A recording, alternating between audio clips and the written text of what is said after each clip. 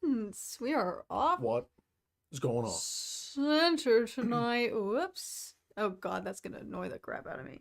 There we go. There we go. How's everybody doing, folks? Before we get started, shout out as always to the early gang, and shout out here, what a little gift, a surprise early gang gift from our friend Joshua. Hi, Kat and Tom. I know a lot of people think Andy Serkis is a motion capture or voice actor, but he is just as wonderful actor in general, and he is just a wonderful actor in general and deserves an Oscar or an Emmy. He deserves a lot more respect. That is such a good point to kick off tonight's stream, Josh, because that is definitely some of the discourse I've seen going around on Twitter. People saying, like, he's been, you know, motion cap or voiceover for, like, way too long. It's almost like he's wasted on those roles. Like, seeing him, granted, Smeagol was not a waste. Smeagol's one of the best characters ever. Gollum, for sure. Like, he's a huge part of, like, technological advancements in film and television. However, you're so right, and I think he's proving via Andor, and we got a taste of it. Not as much as I wanted, but a little taste of it in the Batman. Was that early this year? Please tell me. Yeah. I don't know. It was early this year, right? I don't know. I forget. I think it was. Maybe. It was March, right? Please tell me it wasn't last year. No, it was this March. Anyway, we got a little precursor with his portrayal of Alfred in the Batman, and as I just said, I think he was underused in that, as we are seeing now in Andor, he's proving to be, like, the best part of the show. So Yeah, he's awesome. Let's He's kick. absolutely killing it. What a great way, Joshua. Thank you so much for being a member for 14 months. But that is a great way to kick off tonight's topics. We're going to be talking about him. I just saw a wild tweet from, who is this? Somebody who I guess has seen the episode. Whose account is this? Oh, the episode. Oh, she's Tonight? a writer? I wonder if she helped write. I don't know. Somebody tweeted, if you have the stamina, I would recommend watching tonight's hashtag Andor live. Astonishing, astonishing, astonishing stuff.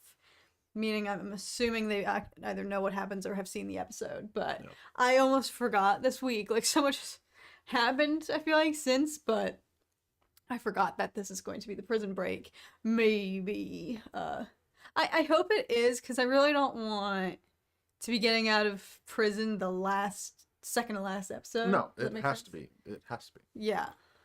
It has to be. They set it up. They wouldn't have set up the end of the last one if they weren't going to prison riot this episode. I hope so. I'm more excited for this than Aldani. I'm also more nervous because I think a lot of people are not going to make it out. I don't think. Astonishing or maybe shocking. We'll see. We will see. I'm sure it could be a bit of both. And probably anxiety-inducing, like the heist on Aldani was. I didn't breathe that entire episode, I don't think, till the very end. So I'm ready to relive that. But yeah, as I said in my review, I'm not gonna lie, like, full disclosure, I was just my interest kind of tanked a little bit when Cassian went to prison. Like, as soon as we found out he was going to prison, coming off the high of Aldani, and then that happened, I was like, you're kidding me? Like, internally, I was just like, this is gonna be so boring. I was like, I wish anything would have happened but this. Like, just being honest. Because I was like, how riveting could that possibly be? But then I remembered seeing the footage from the trailers and the teasers and advertisements that we've seen where there seems to be some prison break, something going on. So, now I've been proven wrong, though. This is proving to be, like, one of the best arcs of the show. And I'm so glad, because I genuinely thought that the prison was going to be the most boring thing, and that everything else going on externally in the outside world was going to be more exciting and gripping than Andor's actual arc. But Nic Gundy, what's up? Ayo, you know how it is. Andor ain't bringing anyone out. Also, remember your breathing exercises. Yeah, I'm gonna need that for tonight.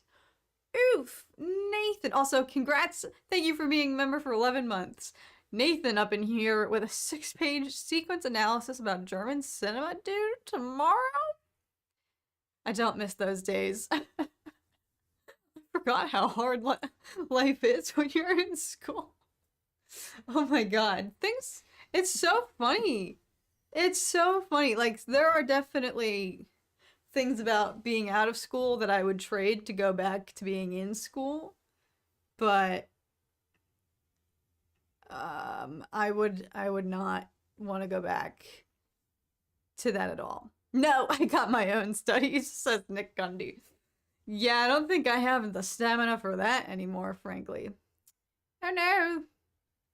Our Wi-Fi's been acting up, though. Actually, if I switch Wi-Fi, what's that gonna do? It's gonna kill it. Kill the stream? But will we come back? No, you're on the right one. Yeah, it's just being very slow. I'm gonna blame it on the weather. Your souls will be mine. Okay. I'll take that. The college days. School was HE double hockey sticks. Amen. Like I said, certain aspects that I took for granted when I was in school, like being surrounded by a bunch of people your age, you know, you're in this microcosm of society that doesn't actually reflect the actual diverse nature of adult life, which is you're not surrounded by a bunch of fellow 20-year-olds. It's actually sad. I try to like microdose whenever I'm walking out like on the sidewalk and I walk past someone who's my age. I pretend for like 2 seconds that I'm on a college campus again, because those were the days. Like, that is an aspect of it that I didn't appreciate as much while I was actually in school, because I was just dwelling so much on the work aspect. I would not go back to the work aspect though at all, for anything. So hang in there, Nathan. Whatever you do, don't show the stream link like Theory did last night. What does that mean? Did people hack his stream or something? What happened in Theory's stream? I don't know. I've no idea. Tom with the facial hair. It's actually quite short. I've been looking back on videos, and it was, you used to have like a lumberjack look. Yeah, I agree with Jay. No more school talk. So Andor. I'm trying to relate. There are a lot of people here who are still in school, so I'm trying to relate, and we're not too far out. My chat was acting a little funny. I think it's okay now. So how are they gonna break out? How are they gonna break out? Obviously, we saw them. I told you this. Cassian, they're obviously going and taking turns, going to the bathroom. Which, first off, I have to just get this out of my system, because this is the stuff that my nightmares are made of. Their toilets have no doors. They have no privacy. That's like a 20-foot hallway.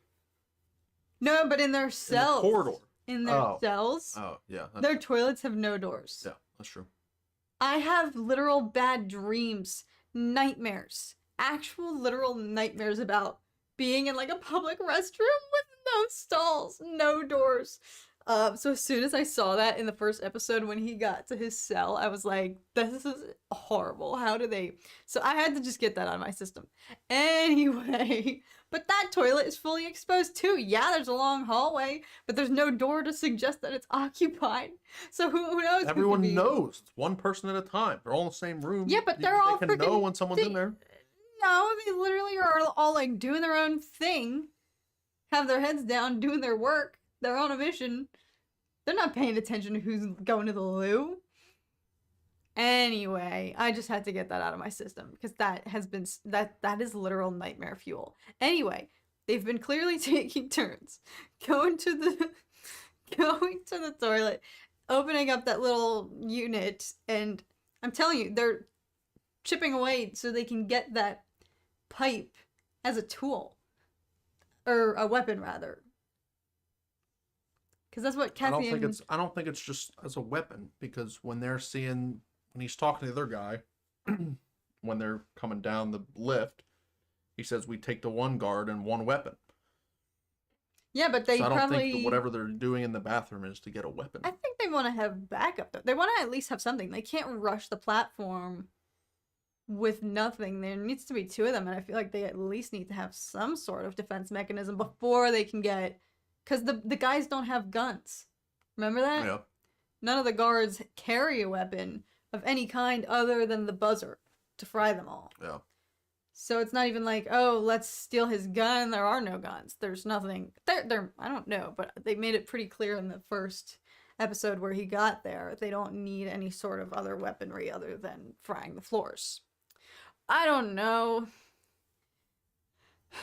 Yeah. Well, Now it's body I wonder if they're gonna take the boots. Because I noticed when we rewatched the episode prior again, when after they get off the ship at Narkina 5 and they're walking to, like, they're taking Cassian to the floor, the camera shows a lot of things going on in the room that hints at what's going to happen. Like, they make it clear, they make it clear that everybody's wearing the special boots. Then they make it clear that all the boots are on a boot rack on the wall. And then they're talking about how people are running around trying to do other things and it's chaotic staffing wise. Oh yeah, Cassian was totally peeping the fact that there were supposed to be other guards there escorting him, and they weren't there. They were late. Yeah. So yeah. So well, yeah. I don't know if they're gonna. Isaac makes a really good point. They've got that communal shower thing, so they've seen everything. And that shower isn't even a shower, it's literally just steam. I would not want to live there. That's true. I forgot about that. That's a good point.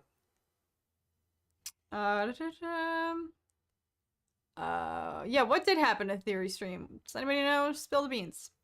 Where am I? Oh yeah, we're definitely going to be talking about Tales of the Jedi, because I realized neither of us have addressed that, because we would have probably talked about it last week, but I had to go watch the Phillies. That was actually a good game that night, and then it tanked from there, so... After last episode of Andor, it made me want to go watch Shawshank Redemption for the first time! Oh my gosh. Talk about great prison related movie. Yes. I never gave shout outs. We got Nic Gundy, we got Alice, we got Preston, we got Charlie, we got Andrew, Nathan, Sean, Simply TMoney, Charlie, I think I said Nic Gundy, did I say? No, I'm losing track. Jay. We got the whole squad. Kevin's here. What's up, Sal? Gang's all here. Hi, Ken, Tom. Been a while. Hope all is well. Yeah, it felt weird not streaming last week, but we're back. No more sports for me to cry over. Oh, Sal finished Breaking Bad. Let's go. How do you feel?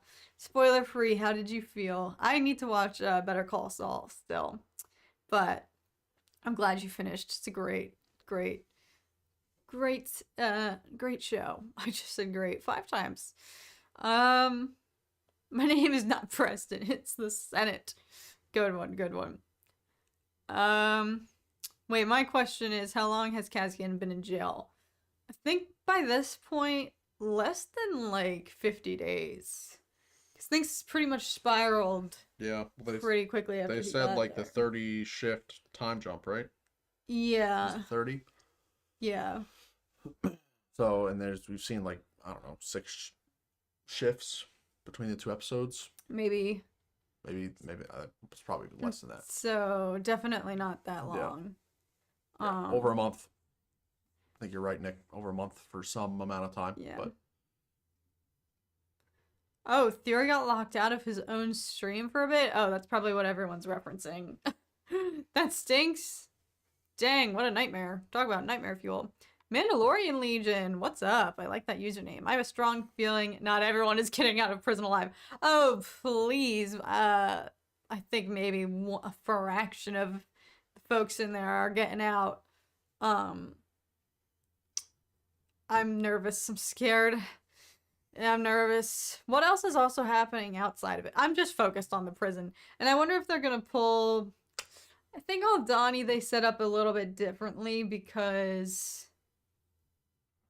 like, I don't know. Is the Aldani heist a bigger event than a prison break? Because I loved that episode up until the last 15 minutes, but it did not cut away from the main task at hand. Like, once they were there, that was it, and they didn't cut away from Aldani at all, which I really appreciated, because it just keeps you in it, keeps the momentum, no interruptions, just go. I wonder, I hope it might be the same tonight. I'm not sure, but I hope so, because I do love that the episodes are following several different subplots, but at the same time, I appreciate it was a good palate cleanser to just have, like, Aldani, for example, where that was the sole focus, and it was the most important arc at that moment. So I don't know. I'm curious if it's just gonna be solely Prison Break tonight. Imagine if Cyril ends up in jail with him for annoying Dedra. He's kind of close. He's testing his luck. That would be interesting, but I mean, that from a character perspective, that would be interesting. But a logistics perspective of, oh, he gets sent to prison, but it's this same prison. Oh, for Cyril? Yeah. When there's prison camps all over the place. I'm gonna guarantee they probably have a different, like, detention center for people from the Empire, you know? They probably get special treatment. I don't think he's going to Narkina 5. Spoiler, Andor doesn't die. No, but somebody, did you see that tweet from Kyle Katarn? He said, he made a really good point. Andor's sentence was 6 years, and he doesn't even have that much longer to live. Based on the order of events. Yeah, well, if he didn't break out of prison, then he would have survived. Holy crap! Well, no, because the doctor said they're killing everybody. Yeah, that's true. So it was die or die. That's true. Die now or die 4 years later. But that would be an interesting thought if, let's say, in a perfect world, none of that was going down and he could actually serve his 6 years and then skedaddle. He should have just stayed in prison. Yep. Are we gonna see this Anton Krieger character at all? Yeah, someone who did not even who Saw Gerrera doesn't even want anything to do with. Yeah, that would be very interesting. And I want to see the fallout between Saw and, maybe it won't happen in this season, but they hint at it not so much, but they make a point of really showing that he is such an extremist by Rogue One. Like, I want to see what the catalyst for that is. What did he do? What does he do to really sever his alliance with the rest of the rebellion and the likes of Mon Mothma and whatnot, to really just be like, oh my gosh, he's way too off the rails for us. I mean, we see some of that in Rebels. Yeah, I guess. There's like what is it? Just the one arc with the huge kyber crystal? Yeah. Is that the one arc in Rebels? I guess that's true. Which is a good arc. Yeah. It's a good series of episodes. Hopefully Marva doesn't die. I swear, y'all. If they touch her, I'll be so livid, but honestly, at the rate that this show has been going, I wouldn't be surprised, because they're not afraid to do things that aren't kid-friendly. You know, they're clearly not following, similarly to Rogue One, it did not follow the Disney formula in which, everybody lives, you know? No, there's no major death or sacrifices or anything like that. Like, Rogue One obviously broke that mold, and I'm sure this show could be on a similar trajectory. I mean, we're already seeing characters that I would bet money on not surviving, like Luthen for one. I don't think, I don't know, because he and Mon Mothma are pretending to not necessarily be in relations with each other, so like that could explain why he's not present at all in Rogue One, perhaps, but I could imagine him, you know. I don't know. That's my prediction, but I don't think it's gonna happen in this season. Who knows? Hope Andy Serkis will stick around in Star Wars for a while. Hopefully he survives. Yeah, we'll see.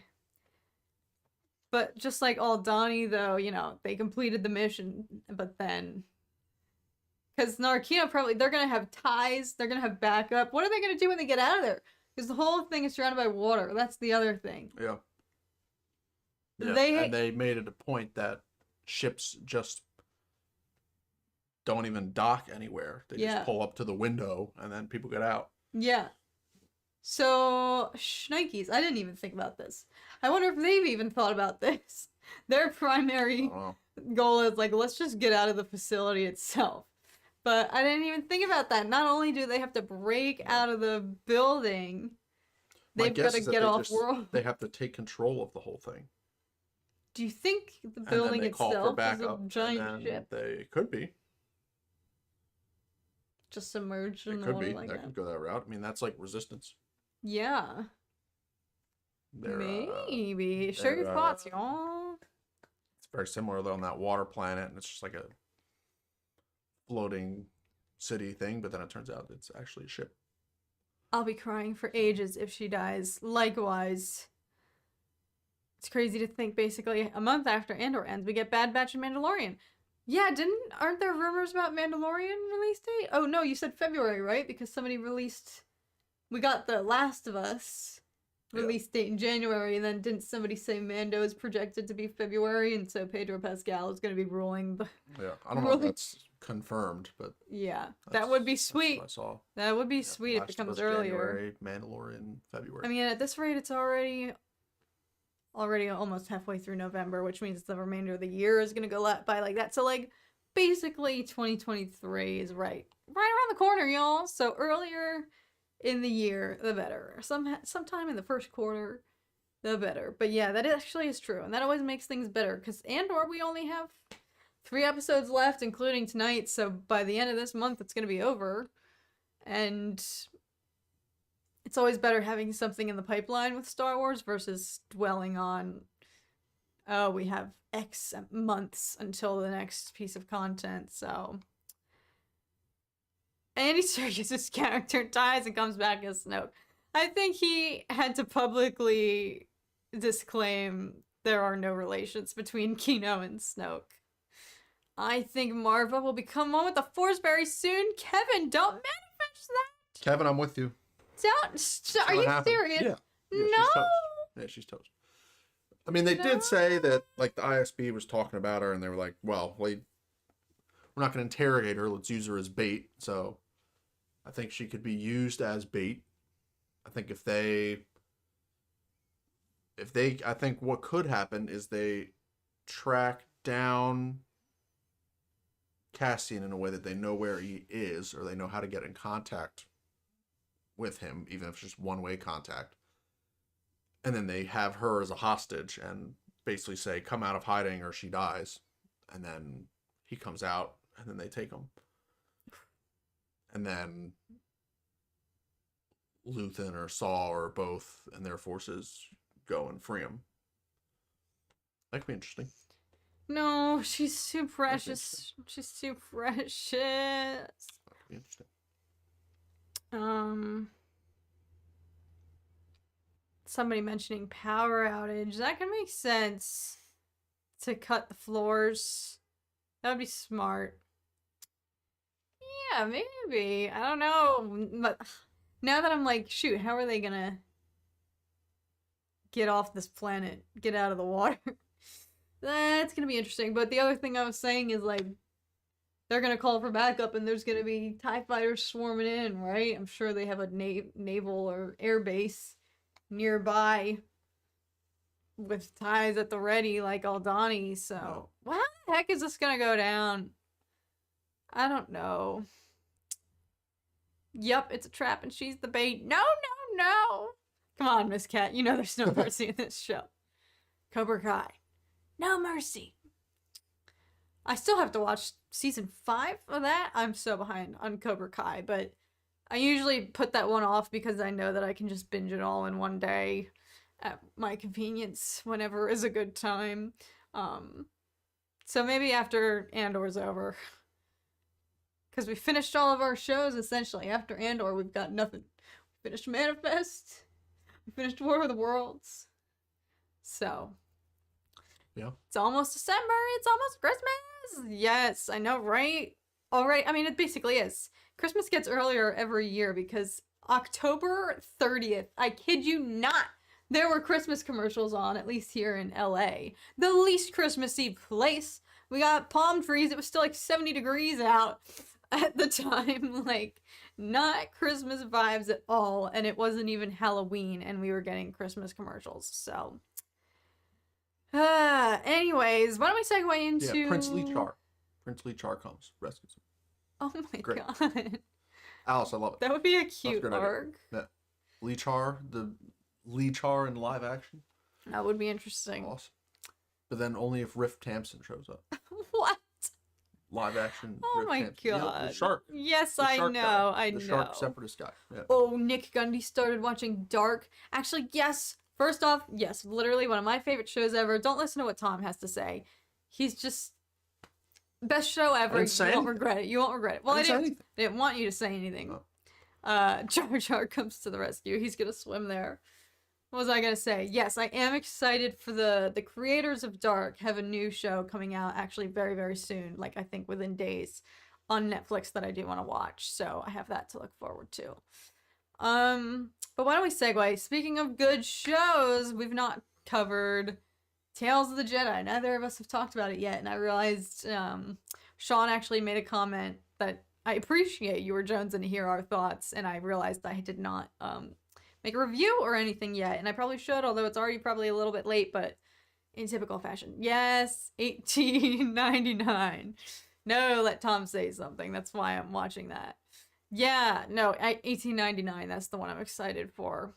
You have to have snow to be in a Christmas mood, right, Jay? That's one of the toughest parts about living in Los Angeles. Like, it doesn't feel seasonal here. Like, Christmas time, the vibes are just off because there's no snow. There's palm trees. It's beautiful and sunny out. Like, It's not warm.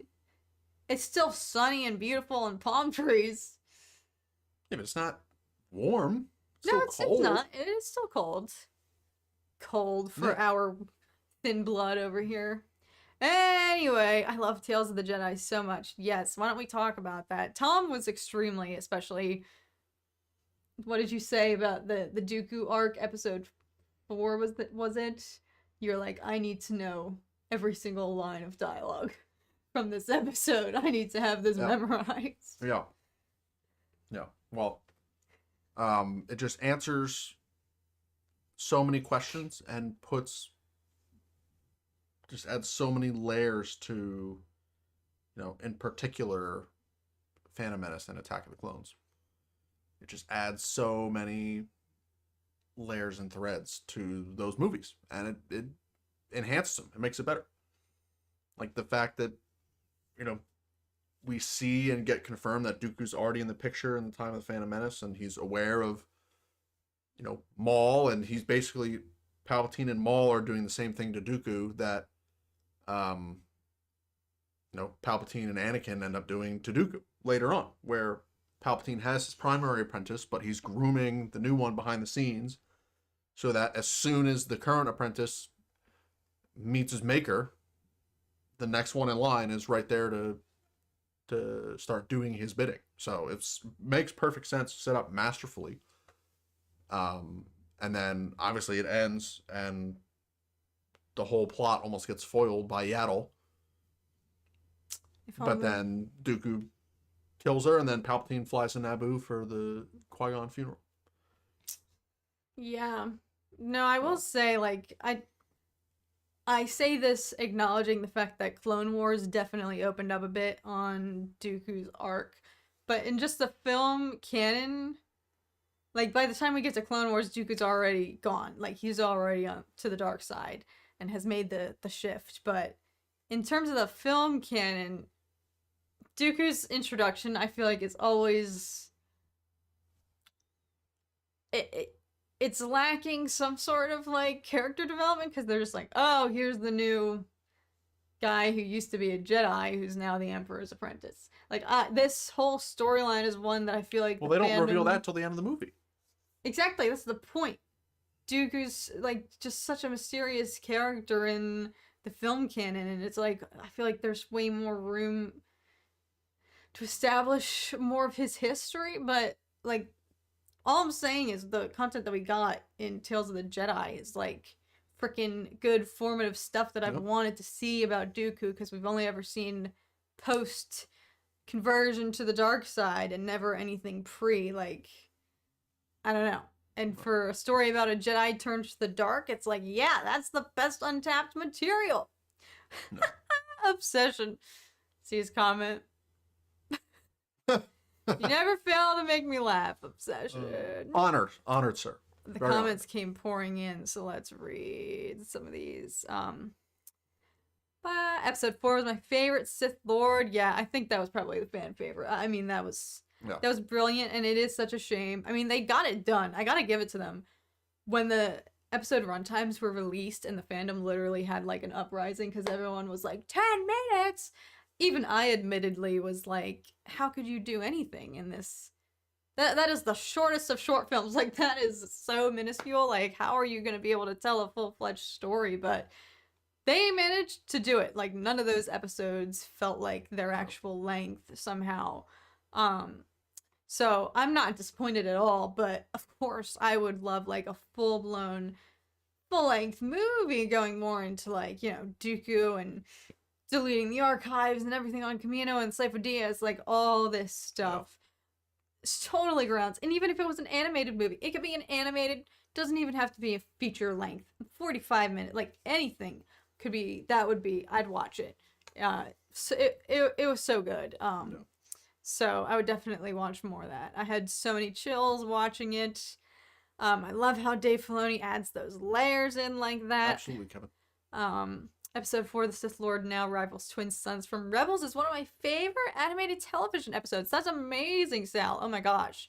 I don't blame you though. Like, it was perfection in every sense. I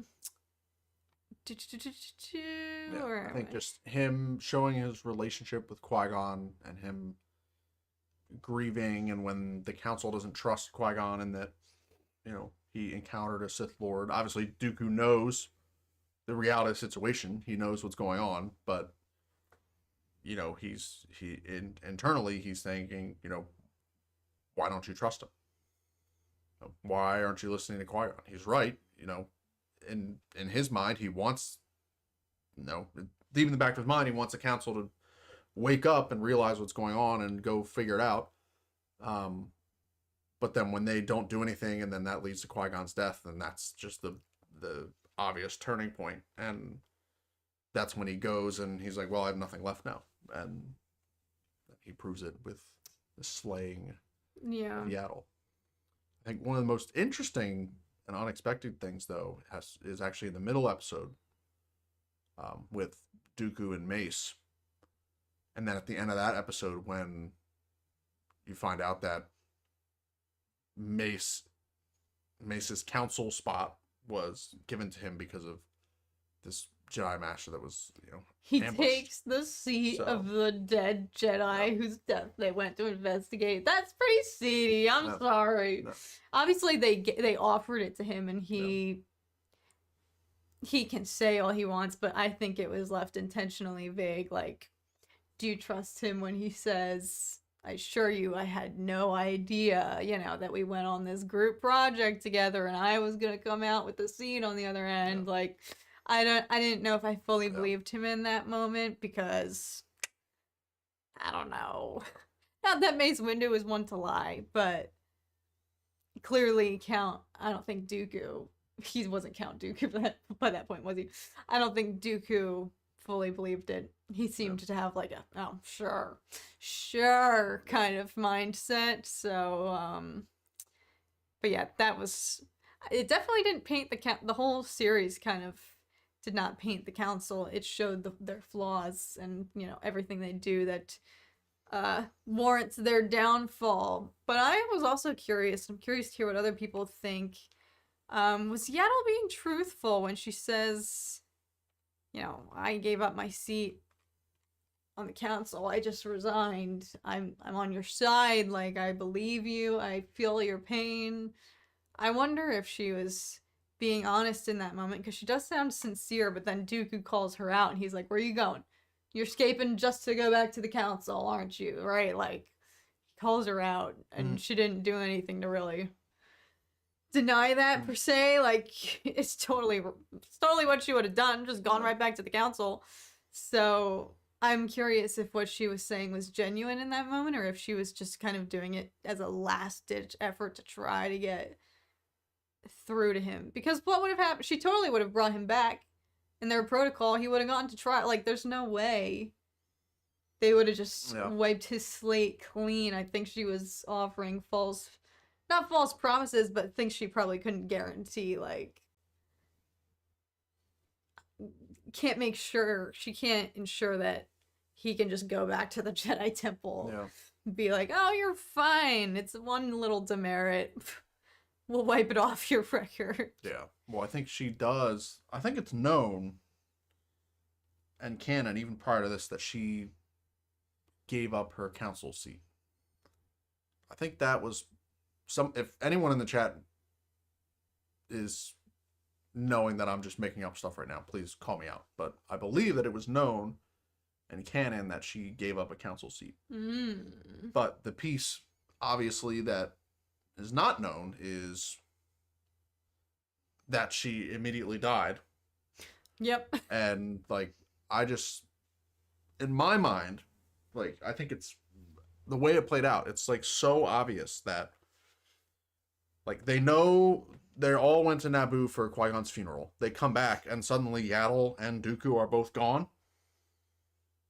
And they don't correlate them. They're, like, two of the highest experienced ranking members of the Jedi Order, and the two of them disappear at the same time when they know that the two of them did not go to Naboo. And they were expecting Yaddle too. Yeah. She's the one who came to Dooku and said the council just left. Yeah. Obviously, like, I'm sure they thought she was going to be behind them, you know? Like, she clearly had an invite to the funeral. Yeah. And was probably supposed to be there. So when they're both no-show, it's like, huh? So that is one thing I'd be curious to see more of, like, how the heck did they investigate that fallout? But as we saw, you know, Dooku was more passionate about actually conducting an investigation that would be fruitful, and, like, actually get answers. Like, if they had just followed Mace Windu's idea, and he was just following protocol, clearly, like, their protocol wouldn't have yielded any answers, you know? No. Like, so I think that episode preceding the Sith Lord... That's actually a really good point. Because the whole point of that episode is, oh, a Jedi Master dies, what's the council going to do about it? Yeah, and if not much. If Mace had been up to it, they wouldn't have done anything. That's true. Okay. That actually sets up and kind of answers that question. Like, there's Jedi Master dies. They send council members or masters to go investigate it. Protocol basically is they're not going to do anything or get any findings from it. And then the next episode, you have two masters that disappear and leave in Dooku and Yaddle. And, 10 years later, we get to Attack of the Clones, and they are like, oh yeah, he's a political idealist, not a murderer, and he's the leader of the Separatists, and, they acknowledge that, but clearly they never tied 2 and 2 together, because otherwise they would have known that, Dooku had something to do with her disappearance. But they're completely oblivious to any of that until you get into the Clone Wars, and then they figure out that Dooku is Tyrannus, and they, obviously at the end of Attack the Clones, when he whips out his red lightsaber and shooting Force lightning and stuff, then they realize, oh, whoops, something else is going on here. Yeah. But Star Wars obsession. Member for 10 months. Let's go. Thank you so much, my friend. Good to see the band back together. So, is the Ahsoka show going to air before you start the thing we talked about? I mean, Tales kind of showed, yes, I actually need to email you about that, because Tales of the Jedi did kind of show it, but I actually want to hear more from you about it, because that is an episode that honestly could be a full-fledged animated movie, because they had to definitely tweak that storyline a bit, and the book there's things that happened in the Ahsoka novel that I would have liked to see in that episode a little bit, so I want to send you an email. I need to send you an email. The Jedi deserve what they got. Dooku was right. Yeah, I mean, Dooku's a little bit... I mean, the way I feel about Tales of the Jedi, I like that it didn't shy away from painting the Jedi in a bad light and basically showing, like, yeah, here's all the seeds of how they led to their own demise and let it freaking happen. I felt the same way watching the show as I did watching, like, the latest Old Republic cinematic with Darth Malgus. And he's essentially, you know, showing the Jedi in a bad light by abducting children, essentially, and ripping them from their families to train them in the Force and whatnot, and he's not wrong. And it's like, you know what, you're right, Malgus. Like, I felt similarly, kind of... I don't know, it's kind of interesting how we all love the Jedi, but at the same time, I'd say everyone in the fandom, for the most part, is very open about acknowledging, like, no, they were bad. We love them, but they were bad. Like, they're wrong about a lot of things. Yeah, well, I mean, that's the whole point of the prequels. Yeah. Showing basically. how strict order and their policies and whatnot created the, you know, most brutal tyrant the galaxy's ever seen. Yeah. Obviously, Palpatine is the mastermind and the enforcer, or the instigator. But Vader's the dog, the guard dog, the enforcer. So he's the one going around doing the devil's bidding. So, but that's a direct product. The whole point of the prequels is this is a direct product of, you know, this order. This order created this and brought upon their own downfall. And yep. And yeah. Dooku just wanted to serve the people, but the Jedi were too fixated on politics and serving the rich and powerful. Yeah, it's kind of... like, I see where Qui-Gon gets it, because everyone looks at Qui-Gon as the model, like, what a Jedi should be like. So, like, true Jedi, like, if all the Jedi saw the way Qui-Gon sees, they wouldn't have been so blind, I guess, rather. So it's interesting to see, like, the lineage of... and it's so, like, I didn't actually, like, really make the generational connection, like, between Dooku and Ahsoka, because he is, like, the first in their line of him, Qui-Gon, Obi-Wan, Anakin, Ahsoka. Like, I'm genuinely stupid, and I didn't actually make that connection at first, that it's, like, the first and the last. Yeah.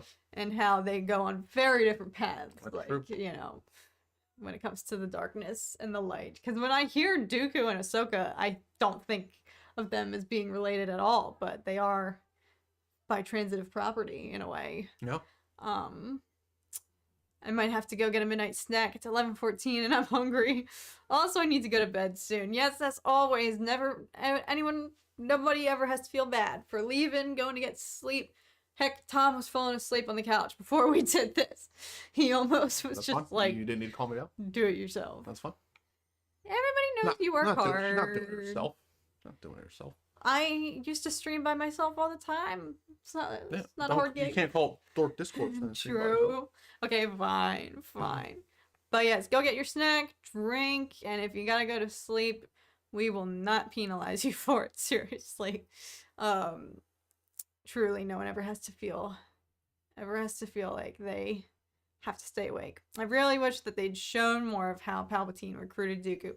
That is something I would like to see. I feel like each arc could have afforded another episode in between. Like, I think both of these arcs, even though we've already seen a lot of Ahsoka's storyline, like, everything post Order 66, like, there's a lot of untapped stuff that happens to her that they could have easily expanded into another episode. Similarly to Qui-Gon, as you said, it would have been cool to see like how that actually transpired. Like how did Dooku get on Palpatine's radar? Like just how it could have, the whole discovery that Palpatine is the Sith Lord, like, because obviously Dooku was not fully solidified on that path until he struck down Yaddle. That was kind of the like conclusive closing the door on that Jedi chapter for him. So it would have been interesting to see. Yeah, their first like contact and like Dooku's realization, I think, is something that's very interesting. Because like, you know, we see in Revenge of the Sith Anakin's realization and the reveal, you know, in one of the many office scenes. You know, we get that for Anakin, but we don't get that for Dooku or Maul, because we just, you know, they just found their way into Palpatine's grasp, and, you know, we just accept it. For Anakin, we actually see the before and after and during, when, you know, Anakin becomes aware of the full situation. So that, I think that is a really intriguing story. And at what point in this new timeline does that first contact happen? Yeah. Give me a Dooku animated show set between episode 1 and 2. I'll watch that all day.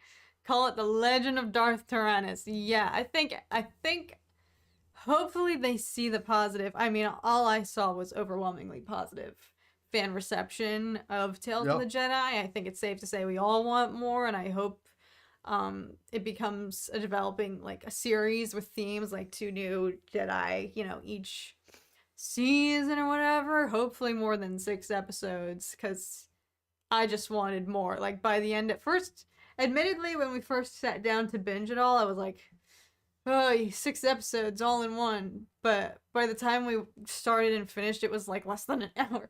Like, it literally, it all was like, it was just like bang, bang, bang, bang, bang. Like, so quick and easy to watch. And I immediately was like, it's over.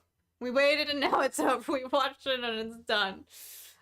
So I hope, and I'd love to hear, I've already seen people, you know, putting suggestions out on Twitter, like who they would like to see next, 2 new Jedi and storylines that they would like to see in a Tales of the Jedi, their own spin-off or whatever. Yeah, I think some way, shape, or form, we have to get a young Palpatine type of story.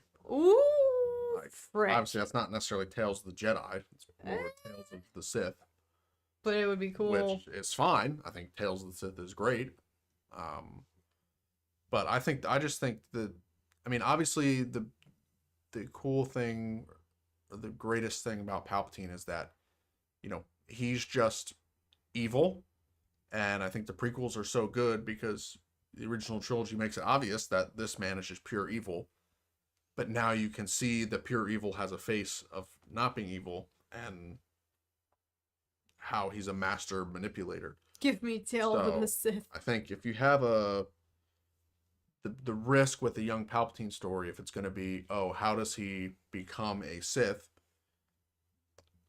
You know, if he was, I think if they went, he was, you know, good and then became twisted and evil and became a Sith, then it's like, that could diminish his character, because in everything, he's just pure evil. He's just a pure master manipulator, evil person. And if you see him when he's good, then it humanizes him a little bit, and then some people could, you know, feel bad for him or sympathize with him. But for a character like him, he's so good because you don't. He's just pure evil. You're like, you hate this man. Like Revenge of the Sith, when he's spewing those lies and swaying Anakin, you're like every single time you watch it, you're like, Anakin, do not chop Mace's hand off. Mm-hmm. This man is toying with you.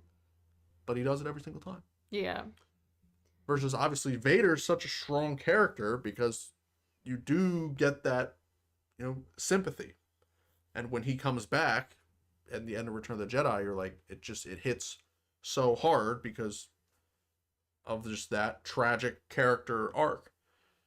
But Palpatine's, it's completely different. You're like, he's just pure evil. So I think if they did a young Palpatine show, it'd have to be like him just being like a kid and just being evil, just being like bullying other kids, cutting off insects' heads, yeah, bullying other kids, killing insects, just being evil. And then he has Force abilities and he's using the Force to torment other kids, or I don't know. I think it would just have to be evil to evil, but it's a pre-Sith evil and then transitioning to Sith evil. And then like if he's getting tortured by, you know, Plagueis or whatever, to, you know, then and you get that sympathetic feeling for him when he kills Plagueis in an evil way, then I think it makes sense. Yeah. But I don't know why I just went off that tangent. But well, it's intriguing. Tales of the Sith. Yeah. We got that spinoff. No. I think I'd want to see like Taron Malicos. That could be really cool. I think this whole series could be an amazing.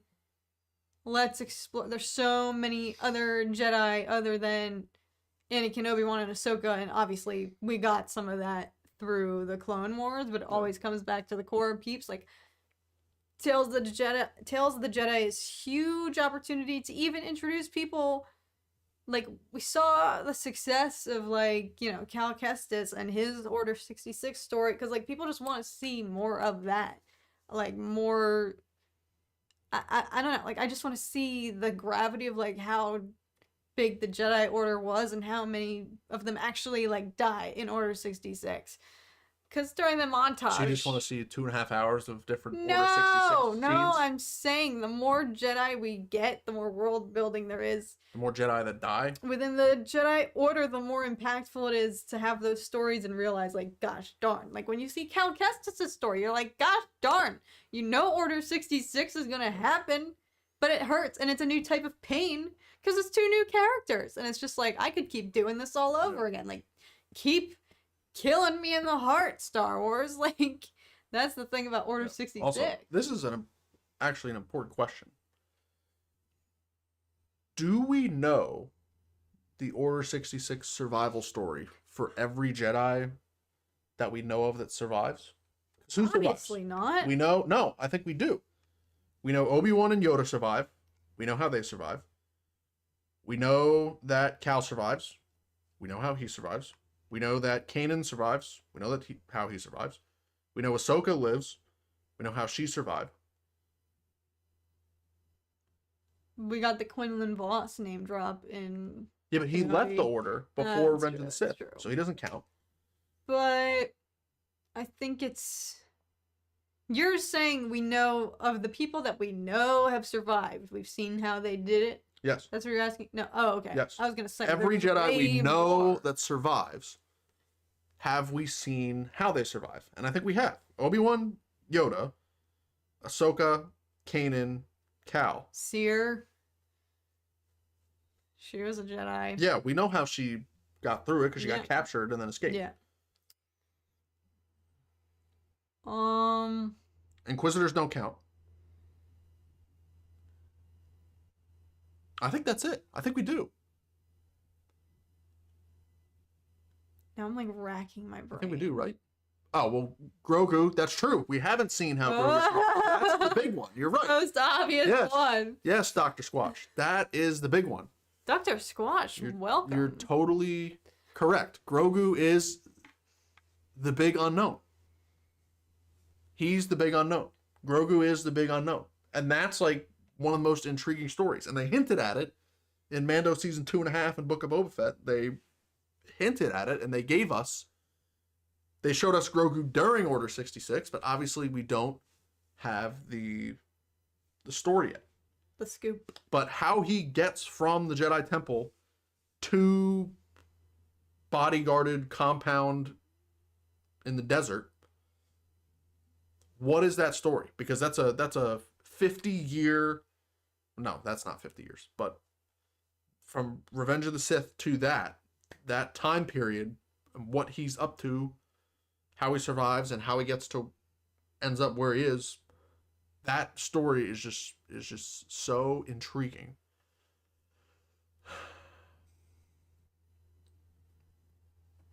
I can't believe we forgot the biggest one. Yeah. That's true. Jocasta Nu, yeah, we see her get killed by Vader in the comics.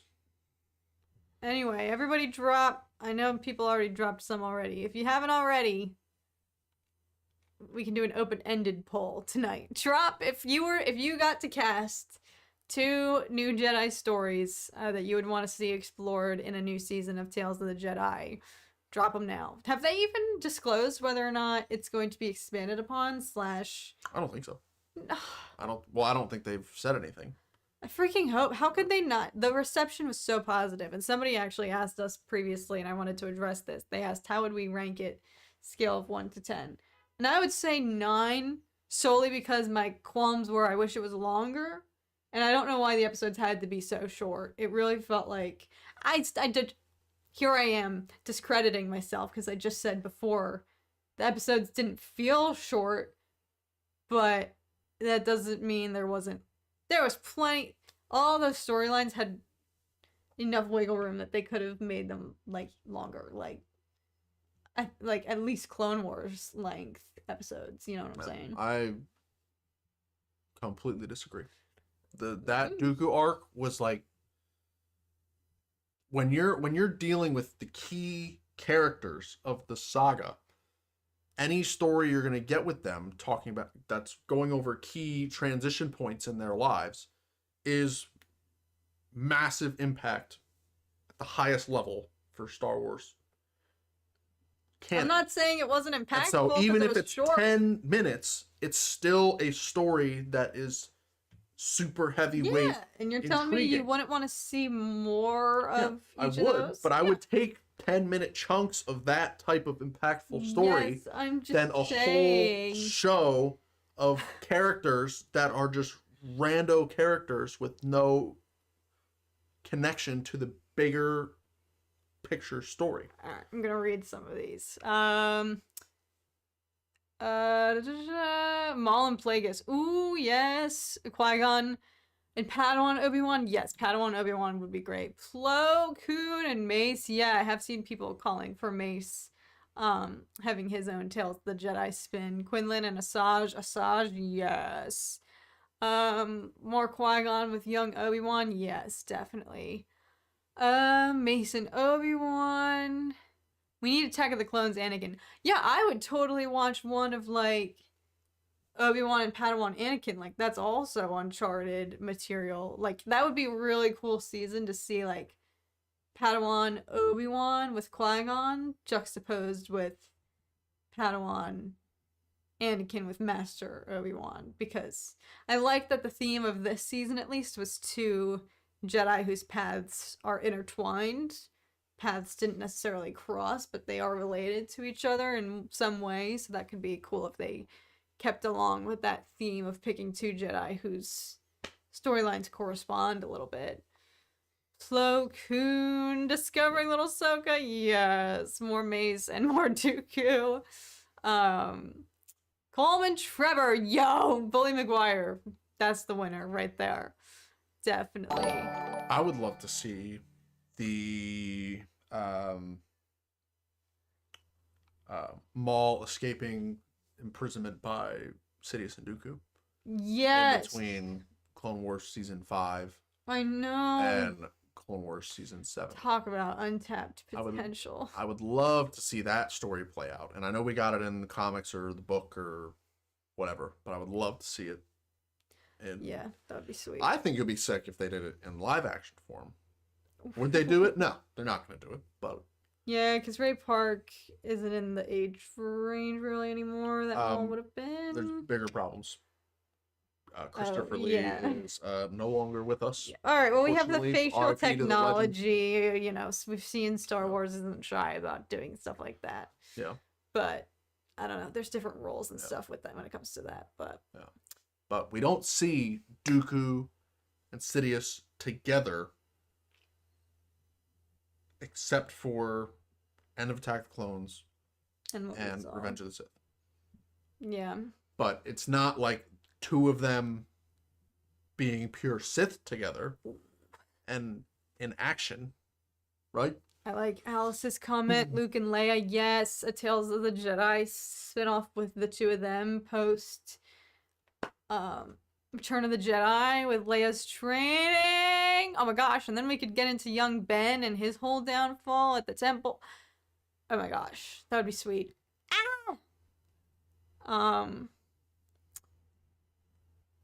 Supposedly the opening Dooku episode and the last Ahsoka episode occurred on the same planet. Oh! Was that a Dathomir arc? Yes. The Son of Mortis is amazing. Oh, yes. Ooh, David Dastmalchian was my pick to portray a young Count Dooku. He would be awesome. The Rock. Oh, we're not doing this again. We are not doing this again. Great Dooku.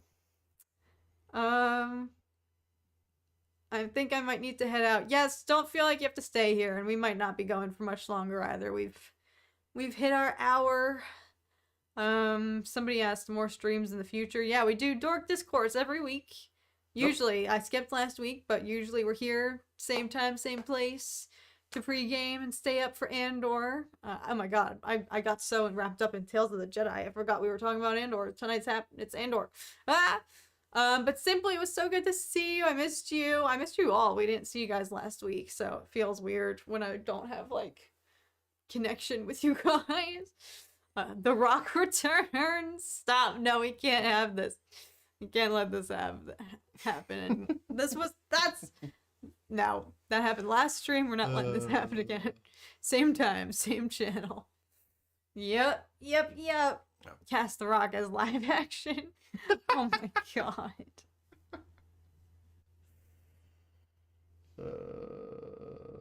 That's perfect casting. 10 out of 10 casting. But yeah, there's you guys had a lot of great suggestions. A lot of good ideas. And I think that there's a lot of good ideas and impactful stories and things that we can see.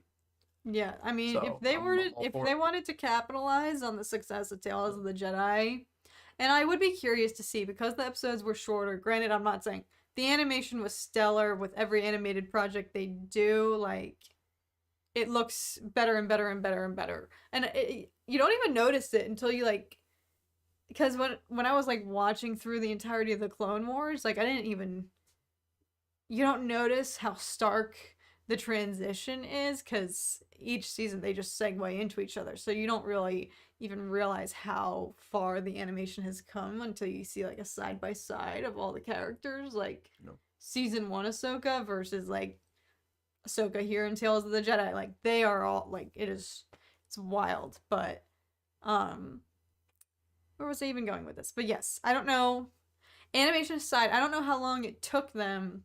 6 episodes, no more than 20 minutes each.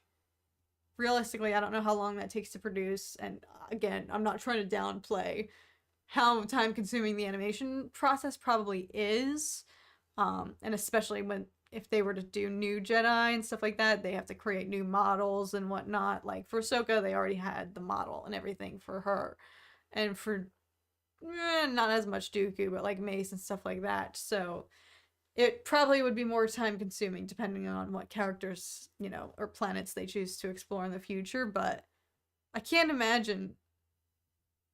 I don't know. I'd be curious to know what the process was from start to finish, how long that duration is, because I feel like this could totally be, like, an ongoing thing, and, like, again, I keep saying this, and I'm so perplexed by the fact that they chose to premiere it in the middle of Andor. Like, I really don't know why, but, like, it's fine. I don't feel like either of them detracted from each other. Nope. Nobody's pitting them against each other. Like, They're both amazing. They're completely unrelated. Yeah, so. Exactly. It was like a nice, like, here you go. Oh, here's dessert for the night. Here's Tales of the Jedi. Like, and it was amazing. So I feel like that could be, or even if they have Tales of the Jedi seasons or episodes that come out, like, during the hiatuses and the droughts of the Star Wars fandom, when there is no content going on, like, here's 6 episodes of Tales of the Jedi before the next new content comes out. Like, this could be huge for them, like a huge gold mine. Like, I feel like if they just keep, they can totally capitalize on this, I feel like. And I'm not saying, like, oh, they should just do it because it could be a moneymaker. Like, I don't know how necessarily many people were signing up for Disney Plus just to watch Tales of the Jedi, but for fans who already have the accounts and love Clone Wars and Rebels and really appreciate the animated content, like, it was huge. I want to know how well it performed because people were just absolutely raving about it online. And on YouTube, I saw a lot of people who were typically negative saying really positive things about Tales of the Jedi. So it was a great, like, palate cleanse, and I feel like it was just, I think the animated content with Star Wars now, like, people don't underestimate it. Like, it's equally appreciated, if not more in some cases, compared to the live action. So yeah. Dave, thank you so much, and welcome. I'm not sure if you're new here, but it's good to see you here. Tales of the Borg, oh my gosh.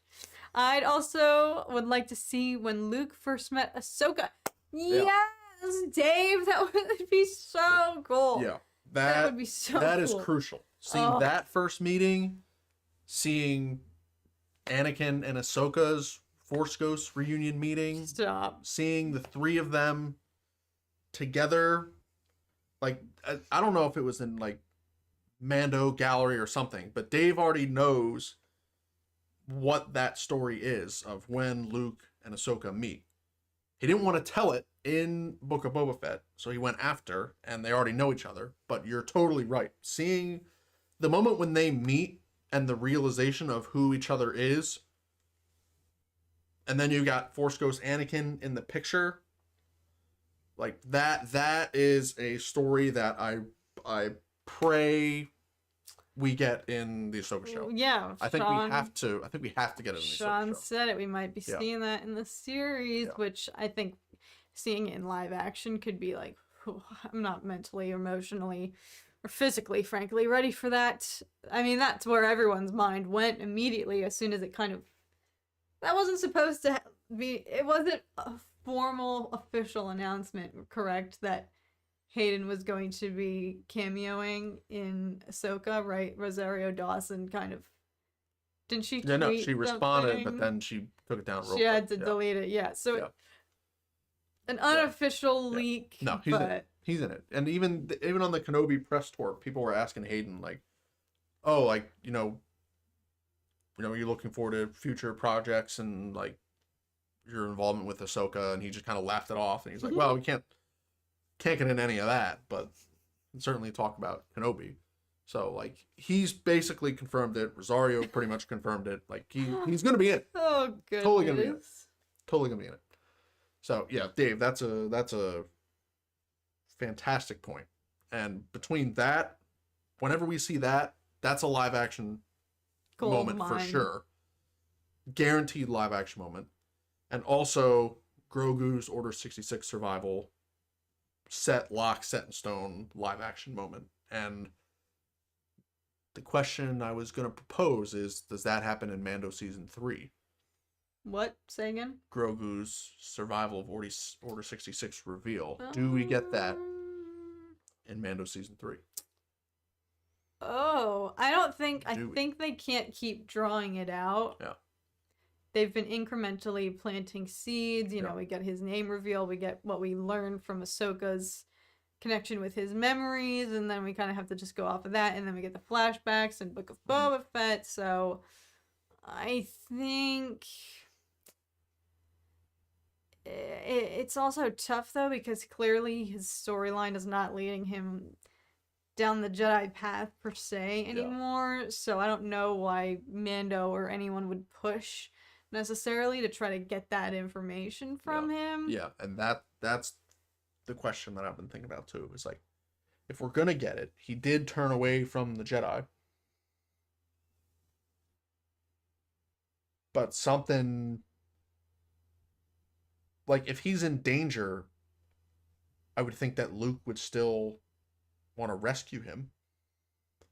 I don't think Luke would say, "Oh, you're no longer a Jedi. If I sense you're in danger, tough luck, kid. See you around." Like, I don't think he's gonna say that. Luke did some pretty unpredictable things by giving him a straight up ultimatum in Book of Boba Fett, so I wouldn't be surprised. Like, I don't know. Yeah. Luke was basically like, you make this choice now and that's it. You can't go back. Yeah. And it's like, he's only 50. He's a baby. Yeah. How are you going to make him do this? Yeah. So I wouldn't be shocked. He gave him pretty harsh rules, I feel like. So, but unless he's, I can't imagine Din would like discourage him. Because I can imagine he just spent however long, not as long as we all thought it would be. But he just spent a bit of time clearly training with Luke, so I imagine when he's back with Din now, he's going to be practicing. I don't think he's going to stop using the Force or meditating or whatnot, and I don't know, maybe events will transpire that will give him flashbacks or induce some sort of memory for him, but... And obviously Gideon is still out there to get him, so who knows? I don't think we can see him. I don't know. Well, what if he gets captured again? But like, obviously the DNA thing, whatever, if there's a time jump, I think it would help. But if he gets captured and then is taken to Exegol or the Sith cultists or whatever. What? Well, I guess Luke he doesn't actually get to Exegol, so he couldn't go to Exegol. Because then that would just debunk the entire sequel trilogy. But if he goes to or encounters with the first Snoke, or Grogu's like captured by the first Snoke, because clearly Snoke and Luke know each other, and then Luke has to go save him or something, and Grogu is like dark side tortured. I don't know if I want to see his that. Memories. No. I don't know. Also, that strays so far from what I think Mando is supposed to be. That's not even Mando is Grogu. Mandalorian is Grogu. I don't know. Half Pedro Pascal, half Grogu. I don't know. It is. If it wasn't, then he wouldn't be coming back with season 3, and they would have left him with Luke. But that's not true. He's back for a reason, because the show is Mando Grogu show. No, I think frankly, I think the reason is they thought the audience was too hurt by their separation, and they realized that Grogu is a fan favorite, and we need him. Because he also appeals very much to children. So, that's why I think that's the reason. I don't think they had any writing things in store for his... Maybe. Thank you so much again, Dave. I appreciate that. Here's another thing that hasn't been mentioned.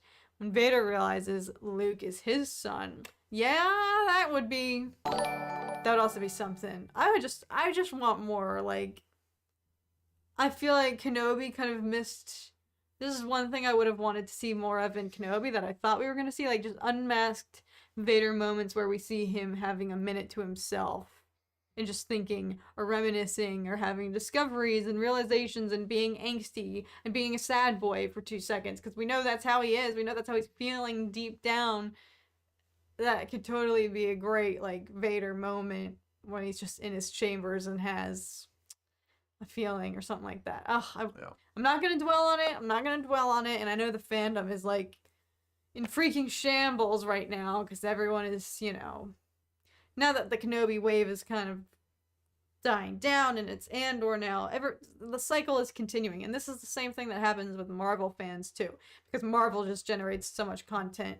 And I think I'm eating my words now, because whole point of where I'm going is, like Marvel films, everybody compares the latest project to the current one. So right now Kenobi is being pit against Andor when it's like they're 2 separate slices of cake. They're not even from the same pie. Like, you can't look at them like that. You can't weigh them on the same scale. Yeah, story-wise, but you can look at the production quality. Sure. Yes, you totally can. You totally can. Story-wise, yeah, they're totally different stories. And I have said all along, like, I'll call myself out. I've said this all the time in the past, that I think it can only help the Star Wars fandom to be on a trajectory of where we just have an influx of so many different shows and projects, because it's just going to get to a point where if you don't like Book of Boba Fett, don't worry about it. If you love Andor and don't like Book of Boba, then whatever, then don't watch Book of Boba Fett.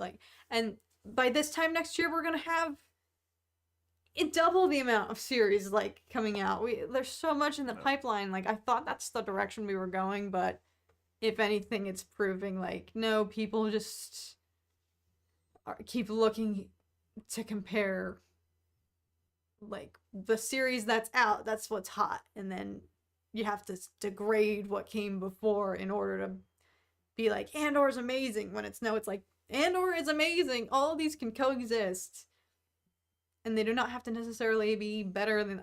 I'm going off on a tangent, but what was the point I was even trying to make from that? Dave's super chat. I don't know what I actually have no idea what your point was talking about. Wait, what was but Dave's Dave super chat? was talking about Vader finding out when Luke is his son. No, I was saying, thought there was some. Yes, and I said, oh, that's something I would have liked to see more of in the Vader series, and then I was like, Kenobi series, and then I said I don't want to dwell on it because it's already splitting the fandom apart. But Alice, we'll see you later, girlfriend. Isn't it in a comic that Boba Fett mentions the name Skywalker when talking about Luke? Like, isn't that what currently the canon is, that Vader hears from Boba Fett that the guy who destroyed the Death Star is Skywalker or something? I don't know. Isn't that yeah, Lord Fowl. There we go. Yeah. Oh, cool.